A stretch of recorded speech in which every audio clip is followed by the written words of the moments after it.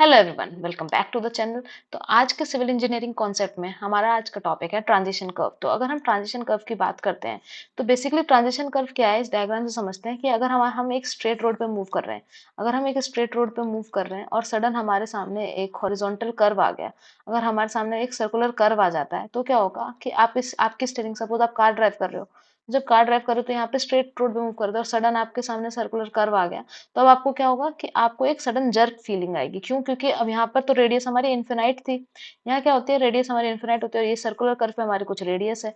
तो आपको एक सेंट्रीफ्यूगल फोर्स को एहसास होगा, सेंट्रीफ्यूगल फोर्स आपके ऊपर अप्लाई होगा, वहीं पे आपकी स्टीयरिंग एकदम सडन मूव करेगी, तो आपको एक जर्क का फीलिंग आएगा। तो जब इस तरीके की कंफर्ट को प्रोड्यूस करने, मतलब इस तरीके में जर्क ना फील हो, आपको एक कंफर्ट फील हो, उसके लिए हम एक कर्व को इंट्रोड्यूस करते हैं जो कि है हमारा ट्रांजिशन कर्व। तो इसी डायग्राम से हम समझेंगे कि ट्रांजिशन कर्व क्या होता है। तो लेट्स स्टार्ट। तो जब हम एक हमें बात पता है कि जब हम सर्कुलर रोड पे हमारा व्हीकल मूव कर रहा होता है तो हमें एक फोर्स फील होता है। जो एक सर्कुलर व्हीकल है उस पे हमारा फोर्स फील होता है जिसको हम बोलते हैं सेंट्रीफ्यूगल फोर्स, और उसका फॉर्मूला होता है mv²/r। तो अगर मैं स्ट्रेट रोड की बात करूँ, ये स्ट्रेट रोड जो है मेरा, अगर मैं स्ट्रेट रोड की बात करती हूँ तो स्ट्रेट रोड पे क्या होगा कि रेडियस मेरी इनफिनाइट होती है, ये रेडियस जो है मेरी ये इनफिनाइट है, और कोई भी जैसे p की वैल्यू क्या है mv²/r। तो अगर मेरी r की वैल्यू इनफिनाइट हो गई तो मेरा ये पूरा जो मेरा फोर्स है, ये जो मेरा सेंट्रीफ्यूगल फोर्स जो पूरा लग रहा है वो क्या हो जाएगा, जीरो। तो हमारे सेंट्रीफ्यूगल फोर्स जो हमारे स्ट्रेट रोड पे है उसकी वैल्यू होती है जीरो। लेकिन वहीं सडन अब जो सर्कुलर कर्व है भाई, वहां पे तो कुछ रोड होगा, वहां पे तो कुछ रेडियस होगी, तो जब कुछ रेडियस होगी तो वहां पर हमारा सेंट्रीफ्यूगल फोर्स की वैल्यू हो जाएगी mv²/r, जो भी पर्टिकुलर रेडियस हमें गिवन है उस रेडियस के बराबर। तो अब देखो, आप सडन आप मूव कर रहे हो, आपके ऊपर कोई भी सेंट्रीफ्यूगल फोर्स नहीं है, और सडन आपने जब सर्कुलर पाथ में एंटर किया तो आपके ऊपर एक अचानक से सेंट्रीफ्यूगल फोर्स अप्लाई होने लगा, तो आप बाहर की तरफ आउटवर्ड डायरेक्शन में आपकी गाड़ी ड्रिफ्ट होने लगेगी, आपको जर्क महसूस होगा क्योंकि आपने स्टेयरिंग को सडन ऐसे मोड़ा, तो आपको एक अलग तरीके का जर्क महसूस होगा, आपके कंफर्ट नहीं रहेगा। तो उसी के लिए हम क्या करते हैं कि हम उस रोड पे, जो हमारा एक रोड है, जो हमने अभी स्ट्रेट रोड बनाया था और हमारा एक सर्कुलर रोड था, तो जब हम सर्कुलर रोड, तो इनको जब ज्वाइन करने के लिए हम जो एक कर्व को इंट्रोड्यूस करते हैं बीच में, इसी कर्व को बोलते हैं हम ट्रांजिशन कर्व, जो कि r is equal to infinity से लेके जो एक डिजायर्ड r है उसको ग्रेजुअली इंट्रोड्यूस कराता है। तो ये क्या होता है, यही जो हमने येलो कलर से शो किया है, इसी को हम बोलते हैं ट्रांजिशन कर्व। नाम से ही पता चल रहा है कि स्ट्रेट रोड और सर्कुलर रोड, ये जो हमारा सर्कुलर रोड है, ये जो सर्कुलर रोड है और ये जो हमारा स्ट्रेट रोड है, इनके बीच में जो ट्रांजिशन आ रहा है उसको, ट्रांजिशन को इंक्लूड कराने के लिए, इंसर्ट कराने के लिए, उसको इंट्रोड्यूस कराने के लिए हम किस कर्व को इंट्रोड्यूस करते हैं, ट्रांजिशन कर्व,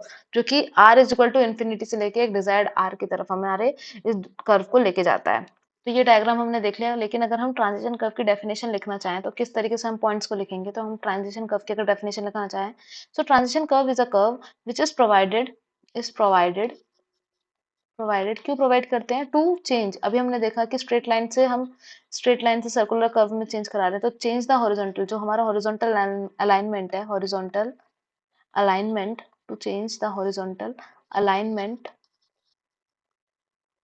फ्रॉम, कहाँ से कहाँ तक, from straight to circular, straight से straight to circular, circular curve में हमें हॉरिजॉन्टल अलाइनमेंट को चेंज कराने के लिए जो हम कर्व को इंट्रोड्यूस करते हैं उसी को हम ट्रांजिशन कर्व बोलते हैं। अगर हम बात करें कि ट्रांजिशन कर्व की जो रेडियस है वो कहाँ से कहाँ वेरी करती है, तो इट वेराइज। ट्रांजिशन कर्व, ये सब है ना, 1 मार्क्स का एमसीक्यू में भी पूछ लेते हैं, ट्रांजिशन कर्व की रेडियस कहाँ से कहाँ वेराई करती है। तो ट्रांजिशन कर्व रेडियस, अभी हमने डायग्राम में देखा था कि स्ट्रेट लाइन की रेडियस क्या होती है, हमारे स्ट्रेट रोड की रेडियस क्या होती है, इन्फिनिटी। तो it varies from infinity to जो भी डिजायर्ड आर है, it varies from r is equal to infinity to जो भी हमारे डिजायर्ड आर हमें गिवन होगी, जो भी हमारे सर्कुलर की आर है वहां तक, ठीक है। पर इसका उल्टा भी हो सकता है कि सर्कुलर से स्ट्रेट जा रहे हो, या फिर हो सकता है हमारा सर्कुलर से स्ट्रेट जा रहे हैं, तो क्या हो जाएगा, तो r is equal to r to एक डिजायर्ड r से लेके r is equal to infinity तक। अगर सर्कुलर से स्ट्रेट जा रहे हैं तो ये वाली कंडीशन हो जाएगी, और अगर हमारा बस हम स्ट्रेट से सर्कुलर जा रहे हैं तो ये वाली कंडीशन हो जाएगी, लेकिन इन्हीं के बीच में वेरी करेगी, उन्हीं के बीच में लाई करेगी। वहीं पे हम क्यों प्रोवाइड करते हैं स्ट्रेट टू सर्कुलर पाथ को, भी हमने देखा कि स्ट्रेट टू सर्कुलर पाथ, क्योंकि हमने देखा था अगर सीधे स्ट्रेट के बाद हमने अगर सीधे सर्कुलर पाथ को इंट्रोड्यूस कर दिया। ये स्ट्रेट के बाद अगर सीधे सर्कुलर आ गया तो हमें एक जर्क का महसूस हो रहा था, जर्क फील होगा। तो उसी के लिए हम ट्रांजिशन कर्व को क्यों इंट्रोड्यूस करते हैं कि एक आराम से कंफर्ट आ सके। तो वहीं पे अगर क्वेश्चन आता है, जैसे ये भी एक क्वेश्चन है कि क्यों इंट्रोड्यूस किया जाता है, ऑब्जेक्टिव क्या है हमारा इंट्रोड्यूस करने का ट्रांजिशन कर्व को। तो वहीं पे अगर हम देखें तो हमें क्या-क्या इंट्रोड्यूस करा सकते हैं जब हम इसकी बात कर रहे हैं। अगर हम इसकी बात करते हैं ट्रांजिशन कर्व की, तो क्या क्या इंट्रोड्यूस करा सकते हैं। सबसे पहला हम इंट्रोड्यूस करा सकते हैं सुपर एलिवेशन। तो हम सबसे पहले इंट्रोड्यूस करा सकते हैं सुपर एलिवेशन। वहीं पे अगर हम बात करें दूसरे पॉइंट की, तो वो हो जाएगा हमारा वाइडनिंग, जो हम एक्स्ट्रा वाइडनिंग प्रोवाइड करते हैं। तो हम एक्स्ट्रा वाइडनिंग प्रोवाइड कर सकते हैं, एक्स्ट्रा वाइडनिंग को ग्रेजुअली इंट्रोड्यूस करा सकते हैं। अगर हम बात करते हैं तो हमने अभी देखा था कि P is equals to mv² r, तो ग्रेजुअली किसका इंट्रोडक्शन करा सकते हैं, ग्रेजुअली हम इसको भी इंट्रोड्यूस करा सकते हैं, जो कि हमारा सेंट्रीफ्यूगल फोर्स है। तो सेंट्रीफ्यूगल फोर्स जो है हमारा, उसको भी इंट्रोड्यूस करा सकते हैं, क्योंकि वहां पर जब r is equal to infinity थी, तो सेंट्रीफ्यूगल फोर्स हमारा क्या था, 0 था। लेकिन क्योंकि वो mv²r होता है, इसका फॉर्मूला होता है mv²r, जब r is equal to infinity तो ये 0 था, पर एक जब पर्टिकुलर r अटेन कर लिया यहाँ पर, तो mv² इसकी वैल्यू हो गई थी। तो इसलिए हम क्या कर सकते हैं, ग्रेजुअली सेंट्रीफ्यूगल फोर्स को भी इंट्रोड्यूस करा सकते हैं। वहीं पे अगर हम इसकी बात करते हैं तो ये एस्थेटिक व्यू भी अच्छा देता है, क्योंकि अगर हम बात करें सीधे स्ट्रेट रोड के बाद सर्कुलर आ जाएगा तो जर्क तो फील होना ही होना है, स्टेयरिंग को एकदम ऐसा मोड़ोगे, एस्थेटिक व्यू भी अच्छा नहीं आएगा। लेकिन ये क्या है, एक एस्थेटिक व्यू भी देता है। तो it also enhance the aesthetic view of highway, या जो भी हमारा रोड है उसका एस्थेटिक व्यू भी इनहेंस करता है। तो ये सब पॉइंट्स हैं, ये एमसीक्यू में पूछे जाते हैं कि why we introduce super elevation, sorry why we introduce transition curve. तो सुपर एलिवेशन प्रोवाइड करने के लिए, एक्स्ट्रा वाइडनिंग प्रोवाइड करने के लिए, ग्रेजुअली सेंट्रीफ्यूगल फोर्स को करने के लिए, और सबसे इंपॉर्टेंट क्या है, to provide comfort to the driver, क्योंकि वो भाई स्टेयरिंग मोड़ रहा है, तो हम उसे क्या प्रोवाइड करना है, to provide comfort for the driver, जो हम कंफर्ट फील हो, इसलिए हम क्या प्रोवाइड करते हैं, ट्रांजिशन कर्व को प्रोवाइड किया जाता है। Different types of transition curve की बात करें तो इस ग्राफ पे हम उसको बना के देखेंगे। तो अगर हम different type of transition curve की बात कर रहे हैं तो 3 टाइप के ट्रांजिशन कर्व है हमारे पास, जिसमें कि पहला है लेमनिस्केट। अगर हम उसकी बात करें तो पहला है हमारा लेमनिस्केट, कुछ इस प्रकार से होता है। वहीं पर अगर हम दूसरे कर्व की बात करें तो वो होता है हमारा स्पाइरल, उसका कुछ इस तरीके का शेप होता है। तो अगर हम दूसरे कर्व की बात करें तो वो होता है हमारा स्पाइरल, ये इतना अच्छे से बना नहीं है, let me draw it again, spiral. वहीं पे हमारा थर्ड कर्व होता है, थर्ड कर्व की अगर हम बात करें तो वो है हमारा क्यूबिक पैराबोला। थर्ड कर्व हमारा कुछ इस तरीके से होता है, वो है हमारा क्यूबिक पैराबोला। तो हम थर्ड कर्व की बात करें तो वो है क्यूबिक पैराबोला। ठीक है, तो सबको नेम कर देते हैं। तो ये वाला हमारा है cubic parabola, cubic parabola. Well, second curve जो है हमारा, इसका नाम है लेमनिस्केट, लेमनिस्केट। और इस वाले का नाम है हमारा, इसका नाम होता है पहले वाले का, ये है मेरा स्पाइरल। और अगर बात की जाए तो सबसे आइडियल कर्व, ये बहुत इंपॉर्टेंट क्वेश्चन है हमारे, ये जो क्वेश्चन है कि आइडियल ट्रांजिशन कर्व की अगर बात की जाए, आइडियल ट्रांजिशन कर्व की बात की जाती है, तो आइडियल ट्रांजिशन कर्व जो हमारा हाईवे के लिए यूज करते हैं उसका नाम है स्पाइरल। स्पाइरल कर्व है जो हमारा आइडियल ट्रांजिशन कर्व की तरह यूज किया जाता है। अगर हम बात करें कि क्यों यूज किया जाता है आइडियल आइडियल ट्रांजिशन कर्व की तरह, तो सबसे पहला पॉइंट है, एक तो इसकी इजी कैलकुलेशन है, इसकी जो कैलकुलेशन होती है वो इजी कैलकुलेशन है। दूसरा कि इम्प्लीमेंटेशन जो करते हैं ना, इसके इम्प्लीमेंटेशन भी इजी है। तो इसका जो रोड पे हम बात करें, जब प्रैक्टिकली हम बात करते हैं तो इजी इम्प्लीमेंटेशन है, इम्प्लीमेंटेशन, इजी कैलकुलेशन तो है ही है, और इसका जो इम्प्लीमेंटेशन है वो भी इजी है। यहाँ पे अगर हम थर्ड इंपॉर्टेंट पॉइंट की बात करें कि क्यों है ये स्पाइरल ट्रांजिशन कर्व हमारा आइडियल, तो बेसिकली अगर कुछ डिग्री है, जैसे 4 टू 9 डिग्री के बीच में बोला जाता है कि सारे जो हमारे कर्व हैं, जो सारे ट्रांजिशन हमारे कर्व हैं, ये 4 टू 9 डिग्री के बीच में, 4 टू 9 डिग्री तक इनका जो पूरा नेचर है वो एकदम सेम होता है। इस तरीके से बोला जाता है कि 4 टू 9 डिग्री के बीच में स्पाइरल, लेमनिस्केट और क्यूबिक पैराबोला का नेचर सेम होता है। बट प्रैक्टिकली क्या होता है कि क्यूबिक पैराबोला और लेमनिस्केट कर्व का rate of change of centrifugal acceleration constant नहीं होता। प्रैक्टिकली क्यूबिक पैराबोला और लेमनिस्केट का rate of change of acceleration, centrifugal acceleration constant नहीं होता। बट यहीं पे अगर हम स्पाइरल की बात करें, स्पाइरल की बात करते हैं, तो ये इसलिए भी आइडियल है क्योंकि जो rate of change of centrifugal acceleration है, जो rate of change of centrifugal acceleration है, वो स्पाइरल कर्व का कांस्टेंट होता है, वो स्पाइरल कर्व का क्या है, कांस्टेंट है। इस वजह से हम एक तो इनकी इसकी जो कैलकुलेशन है वो इजी है, इसका जो इम्प्लीमेंटेशन है वो इजी है, और rate of change of centrifugal acceleration है वो कांस्टेंट है। इस वजह से हम स्पाइरल कर्व को आइडियल ट्रांजिशन कर्व मानते हैं, वहीं पे बोलते हैं कि 4 डिग्री से लेकर 9 डिग्री के बीच में इन सब कर्व का जो नेचर है वो सिमिलर होता है, बट प्रैक्टिकली क्यूबिक पैराबोला और लेमनिस्केट का नेचर डिफर करता है। तो अभी हमने देखा कि ट्रांजिशन कर्व एक तो हमें जर्क अवॉइड करने के लिए, एक्स्ट्रा वाइडनिंग को ग्रेजुअली इंट्रोड्यूस कराने के लिए, सुपर एलिवेशन को इंट्रोड्यूस कराने के लिए हमने प्रोवाइड किया था। अब 3 टाइप के हमारे जो ट्रांजिशन कर्व होते हैं वो 3 टाइप के हैं, स्पाइरल, लेमनिस्केट और क्यूबिक पैराबोला, जिसमें से spiral is the ideal transition curve. हम इसको प्रोवाइड करते हैं क्योंकि इसकी कैलकुलेशन और इम्प्लीमेंटेशन ईजी है और rate of change of centrifugal acceleration भी कांस्टेंट है।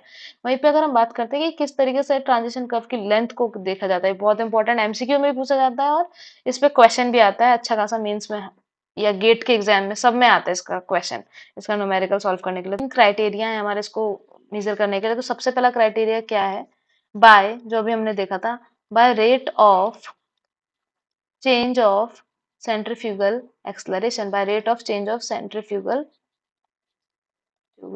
acceleration। इसके द्वारा अगर हम देखें तो क्या होता है, इसको देखते हैं। सबसे पहले हमें पता है कि हमें लेंथ ऑफ ट्रांजिशन कर्व निकालनी है, तो मुझे पता है लेंथ ऑफ ट्रांजिशन कर्व का फॉर्मूला क्या होगा। अगर लेंथ ऑफ ट्रांजिशन कर्व की बात करी जाए तो क्या होना चाहिए, लेंथ का फॉर्मूला होता है v इंटू टी, ये तो हमें पता ही है। Length is equal to distance is equal to speed into time. वहीं पे अगर हम बात करते हैं तो ये लेंथ हमारा क्या है, मीटर में गिवन है length of transition curve. V क्या है, मेरा वेलोसिटी है, वेलोसिटी ऑफ व्हीकल है, मीटर पर सेकंड में है, और टाइम मेरा किस में है, सेकंड्स में। वहीं पे अगर हम बात करते हैं तो ये सी होता है, सी होता है rate of change of centrifugal acceleration. C क्या है हमारा, rate of change of centrifugal acceleration. इसका फॉर्मूला होता है V square upon R T. वहीं पे अगर हम टी की वैल्यू करें तो इसको इक्वेशन 1 मान लेते हैं, इसको इक्वेशन 2। तो टी की वैल्यू 1 से निकाल के इसमें पुट कर देंगे तो क्या आ जाएगा, C is equal to V square upon R की वैल्यू क्या हो जाएगी, टी की वैल्यू क्या हो जाएगी, एल एस अपॉन वी। अब ये वी अगर मैंने ऊपर भेज दिया तो क्या हो जाएगा, C is equal to V cube upon R into L S. और अब मुझे किसकी वैल्यू निकालनी है, ये सी क्या है मेरा, rate of change of centrifugal acceleration. ये बेसिकली किस चीजों पर डिपेंड करता है, अगर सी की बात करें तो किन किन चीजों पर डिपेंड करता है, ये डिपेंड करता है कि किस तरीके का कंफर्ट प्रोवाइड करना है। अगर ये जो सी की वैल्यू है ये डिफरेंट डिफरेंट क्राइटेरिया पर डिपेंड करती है कि पैसेंजर को हमें कंफर्ट प्रोवाइड करना है या पैसेंजर को हमें लग्जरी प्रोवाइड करनी है। ये डिफरेंट क्राइटेरिया साइट पे भी डिफरेंट डिपेंड करता है, सिटी कंट्रीज पे भी डिपेंड करता है कि किस तरीके की पैसेंजर को हम रिक्वायरमेंट प्रोवाइड करना चाहते हैं। कंफर्ट प्रोवाइड करना चाहते हैं तो सी की वैल्यू अलग होगी जो rate of change of centrifugal acceleration है। वहीं पे अगर हम बात करते हैं कि लग्जरी प्रोवाइड करनी है तो सी की वैल्यू डिफरेंट होगी। पर वहीं पे अगर इसको देखा जाए एस की, एल एस की वैल्यू यहाँ से निकाली जाए तो क्या हो जाएगा, v cube upon r c. हमारी इसकी वैल्यू हो गई v cube upon r c. अब यहीं पे अगर हम बात करते हैं कि सी की वैल्यू कहाँ से कहाँ तक वेराई करती है, तो सी की वैल्यू कहाँ, तो वहीं पे अगर हम सी की बात करते हैं तो सी पहली बात तो किस पर डिपेंड करता है, सी डिपेंड करता है कि हम किस तरीके का कंफर्ट प्रोवाइड करना चाहते हैं, depends on comfort of passenger, किस तरीके का कंफर्ट प्रोवाइड करना चाहते हैं, कंफर्ट ऑफ पैसेंजर। और उसकी वैल्यू किस किस के बीच में लाई करती है, ये भी बहुत इंपॉर्टेंट है। एक तो ये एमसीक्यू के लिए इंपॉर्टेंट है कि कहाँ से कहाँ तक लाई करती है, तो c depends between varies from 0.5 metre cube per second, metre cube per second to 0.8 metre cube per second. भाई ये याद इसलिए होना चाहिए क्योंकि इस साल मेंस के क्वेश्चन में ए की वैल्यू के लिए सबको बहुत ऊपर नीचे हुआ था कि एक्सेलरेशन की वैल्यू क्या लें, क्योंकि क्या होता है कि जब बड़े बड़े क्वेश्चन आते हैं उसमें क्या है कि वो लोग डाटा एज्यूम करने को देते हैं, तो लेकिन जो एक पर्टिकुलर डाटा गिवन है उसी के अराउंड में एज्यूम करना पड़ता है। तो जो सी की वैल्यू से याद रखो, अगर ट्रांजिशन लेंथ के कर्व पे आता है तो एज्यूम करने के लिए डाटा इन वैल्यू के बीच में वेराई करती है। वहीं पे अगर हम सी का वैल्यू फाइंड करना चाहें तो फॉर्मूला होता है 80 प्लस वी। यहाँ पर वी जो है कैपिटल में लिखा है, इसका मतलब वी किस में है, ये वी हमारा गिवन होता है किलोमीटर पर आवर में, ये वी हमारा है किलोमीटर पर आवर में गिवन है। वहीं पे सी की वैल्यू क्या होती है, 80/75 प्लस वी। ठीक है, तो अभी हमने देखा कि किस तरीके से हमने लेंथ निकाली, तो by rate of change of centrifugal acceleration. वहीं पे अगर हम बात करें तो हमने देखा था सुपर एलिवेशन को भी इंट्रोड्यूस कराते हैं, एक्स्ट्रा वाइडनिंग को भी इंट्रोड्यूस कराते हैं। तो हमारा फॉर्मूला कुछ इस तरीके से होता है, अगर मैंने inner edge to outer edge raise किया है, अगर मैंने inner edge to outer edge raise किया है, अगर इनर एज से आउटर एज रेज किया है, इस तरीके से रेज किया है, तो मेरा क्या होगा फॉर्मूला, तो अगर इनर एज से आउटर एज की तरफ हमने किया है तो हमारा लेंथ का फॉर्मूला क्या होगा, ट्रांजिशन लेंथ का फॉर्मूला होगा कुछ इस प्रकार से होगा, W प्लस डब्ल्यू ई। जब डब्ल्यू ई क्या है, मेरा एक्स्ट्रा वाइडनिंग है, और डब्ल्यू हमारा विड्थ है रोड की, तो डब्ल्यू प्लस डब्ल्यू ई क्या है, मेरा सुपर एलिवेशन, और वहां पे एन की वैल्यू गिवन होगी, एन। तो अभी हम देखते हैं एन की वैल्यू वेराई करती है डिफरेंट डिफरेंट एरिया और प्लेन एरिया के हिसाब से। वहीं पे अगर हमने सेंटर्ड से प्रोवाइड किया है सुपर एलिवेशन को, अगर मैंने सेंटर्ड से प्रोवाइड किया है तो मेरा क्या होगा, कुछ इस तरीके से होता है सेंटर से प्रोवाइड करते हैं तो। सेंटर से प्रोवाइड किया तो क्या फॉर्मूला होगा मेरा, W plus W e by 2 into e and n. Well अगर एन की वैल्यू की बात की जाए तो एन की वैल्यू की 3 डिफरेंट वैल्यूज हैं, एक होती है 150, वहीं पे अगर हम एक और वैल्यू की बात करें तो वो होती है 100, और एक और वैल्यू होगी इसकी 60। तो मतलब डिफरेंट कंडीशन चेक करनी है क्वेश्चन में किस कंडीशन पे दिया है। अगर प्लेन एंड रोलिंग कंडीशन दिया है, प्लेन एंड रोलिंग कंडीशन दिया है तो वैल्यू हो जाएगी हमारी 150। वहीं पे अगर हमारा बिल्टअप एरिया दिया है, बिल्टअप एरिया दिया है तो एन की वैल्यू हो जाएगी हमारी 100। वेल अगर दूसरा क्वेश्चन, दूसरा कंडीशन दिया है कि हिली और माउंटेन या हिली और स्टीप कंडीशन दी है तो हमारा क्या हो जाएगा 60। एन की वैल्यू वेरी करती है इस पे कि हमारा क्या कंडीशन दे रखा है। प्लेन एंड रोलिंग में 150, 100 इन बिल्ट अप एरिया, और स्टीप एंड हिल में हमारा 60 वैल्यू हो जाएगी एन की। और ये भी देखना है कि कंडीशन, सारी कंडीशन चेक करनी है कि inner edge to outer edge उसको रेज किया है या फिर सेंटर से सेंटर रेज किया है, तो ये आपको भी चेक करना है। ये भी डिपेंड करता है कि किस कंडीशन पे। अगर हमारी कॉस्ट जो है, मतलब सॉइल वहीं पे अगर मिल रही है पास में और ट्रांसपोर्टेशन का खर्चा बचाना है तो हम क्या करते हैं, मोस्टली हम इधर से डिग आउट करके इधर फिल कर लेते हैं, तो हम सेंटर वाले कंडीशन को फुलफिल करते हैं। तो ये भी डिपेंड करता है कि किस तरीके की हमें कंडीशन है प्रोवाइड करनी है। वहीं पे अगर हम बात करें तो थर्ड कंडीशन है हमारे आईआरसी। थर्ड क्या है हमारा, आईआरसी के द्वारा इंपेरिकल फॉर्मूले गिवन है। तो आईआरसी ने कुछ इंपेरिकल फॉर्मूले दिए हैं, जिसमें पहला क्या है कि पहला बोला गया है अगर प्लेन एरिया है, प्लेन एरिया है तो हम कौन सी फॉर्मूला लगाएंगे, 2.7 v square upon r, 2.7 v square upon r. वहीं पे अगर हमें हिली एरिया का कुछ दिया है, हिली एरिया की कंडीशन दी है, तो हमारा फॉर्मूला होगा वी स्क्वायर अपॉन आर। और यहाँ पे याद रखना है कि आईआरसी ने जो एम्पेरिकल फॉर्मूला दिया है ये क्या है, मिनिमम लेंथ है हमारी, मिनिमम सजेस्टेड लेंथ है बाय आईआरसी, जो कि प्लेन के लिए कहता है 2.7 वी स्क्वायर बाय आर। यहाँ पर वी जो है हमारा कैपिटल है, मतलब के एम पी एच में है, किलोमीटर पर आर में है, और वहीं पे आर जो है हमारा क्या है, मीटर्स में है। आर क्या है हमारा, मीटर्स में। अगर मुझे किलोमीटर पर आर से मीटर पर सेकंड में चेंज करना है तो हम कुछ नहीं करेंगे, 5/18 का मल्टीप्लाई कर देते हैं, या फिर मल्टीप्लाई कर देते हैं 0.278 से। फाइन। तो अब बेसिकली क्या है कि 2.7 v square by r plain के लिए, और वी स्क्वायर बाय आर हमारा किसके लिए है, हिली एरियाज के लिए। तो अब ये जो तीनों क्राइटेरिया हैं, जो हमारे तीनों क्राइटेरिया हैं, उसको हमें निकालना है। और फिर जो इसमें से हमारी मैक्सिमम लेंथ आएगी, जो इसमें से मैक्सिमम लेंथ आएगी, पहला कंडीशन में से निकाल लेंगे एल एस की वैल्यू। वहीं पे फिर हम दूसरी वैल्यू ये देखना है, चेक करना है कि इनर रेज के अबाउट रोटेट किया है या फिर सेंटर के अबाउट रोटेट किया है, उसके द्वारा निकाल लेना है। फिर हमें देखना है आईआरसी के द्वारा निकालना है एम्पेरिकल फॉर्मूला। फिर ये जो तीनों कंडीशन हम निकाल लेंगे, उसमें से जो हमारी मैक्सिमम वैल्यू होगी, maximum value, maximum of all three, जो भी मैक्सिमम हमारी होगी ऑल थ्री में से, उसको हम लेते हैं अपनी all three, maximum of all three condition हमारी ट्रांजिशन लेंथ की कर्व, ट्रांजिशन कर्व की लेंथ होगी। तो अभी हमने देखा आज कि ट्रांजिशन लेंथ क्या, ट्रांजिशन कर्व की प्रोवाइड किया था कि अगर स्ट्रेट से डायरेक्ट हम सर्कुलर में एंटर कर रहे थे तो हमें एक जर्क की फीलिंग आ रही थी, स्टेयरिंग को इधर मुड़ना पड़ रहा था, सेंट्रीफ्यूगल फोर्स अचानक से लग जा रहा था।